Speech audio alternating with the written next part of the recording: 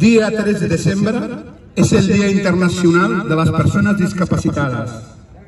Discapacitades, que no incapacitades, ja que amb el seu esforç han contribuït i contribueixen, com qualsevol altre, al desenvolupament de la nostra societat, fins i tot excel·lint en el seu camp, com en els casos del físic Stephen Hawking, l'astrofísica Wanda Díaz Merced, el Nobel d'Economia John Forbes Nash, l'enginyera informàtica Jordan Castor, els músics Ludwig van Beethoven, Ray Charles, Stevie Wonder, Tete Montoliu o Ignasi Terrassa, la pintora Kelly Arrontes o la nedadora Sarai Gascón, però també gent com l'Andy Trias o persones anònimes que superen amb fermesa les barreres naturals i artificials en què es troben cada dia.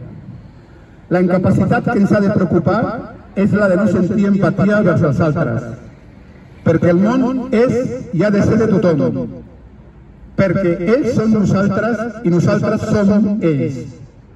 Per una república catalana inclusiva, facilitem-nos la vida no posant-nos obstacles visibles i invisibles. Moltes gràcies.